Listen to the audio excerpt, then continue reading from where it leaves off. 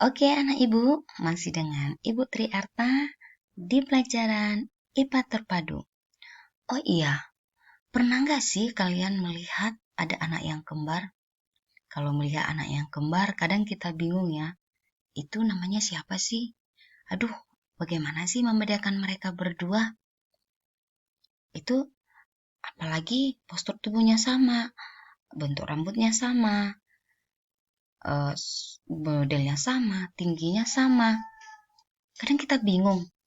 Tetapi ternyata kembar itu ada yang sama tetapi ada yang tidak sama juga loh. Nah, bagaimana sih prosesnya terbentuk bayi kembar yang sangat sama atau mirip sekali dengan yang tidak mirip? Atau pernah juga dong ya kalian melihat orang kembar ada laki-laki satu, ada perempuannya satu. Atau anak laki-laki dua-duanya dan sangat mirip. Nah, ternyata kembar itu sih sebenarnya nggak selalu sama. Kembar ini dibedakan menjadi dua, yaitu ada yang dikatakan dengan kembar yang identik atau monozigotik dan kembar tidak identik atau dizigotik. Nah, Ibu bahas ya.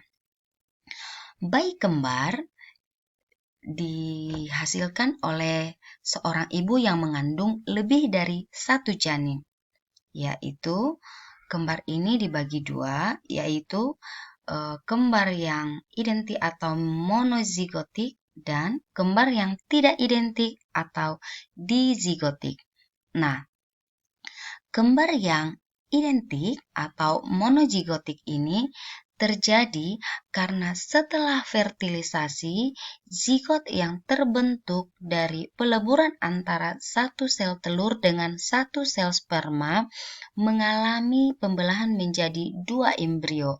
Nah, jika pembelahan ini terjadi di 14 hari pertama setelah fertilisasi, maka proses pembelahannya akan sempurna.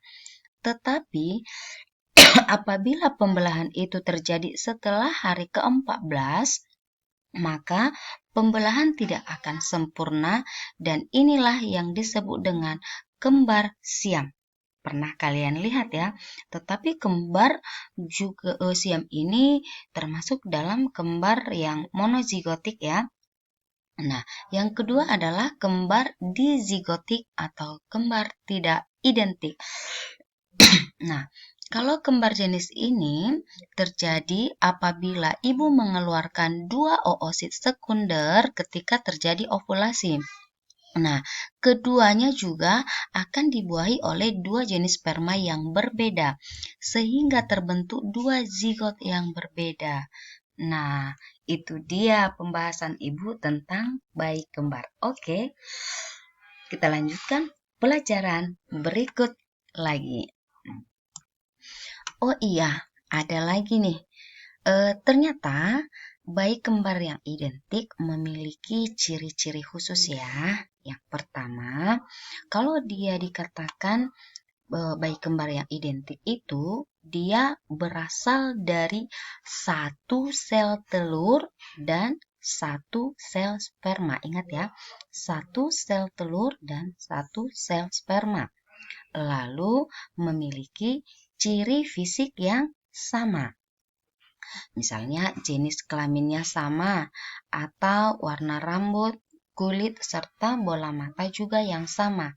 Sementara bayi kembar dizigotik memiliki ciri-ciri yaitu yang pertama berasal dari dua sel telur yang berbeda dan dibuahi oleh dua sel sperma yang berbeda juga. Lalu memiliki ciri fisik yang berbeda seperti warna rambutnya berbeda, jenis kelamin berbeda. Nah, kalian sudah benar-benar tahu antara bayi kembar yang monozigotik dengan yang dizigotik. Oke, jangan sampai lupa lagi ya anak-anak ibu sekalian.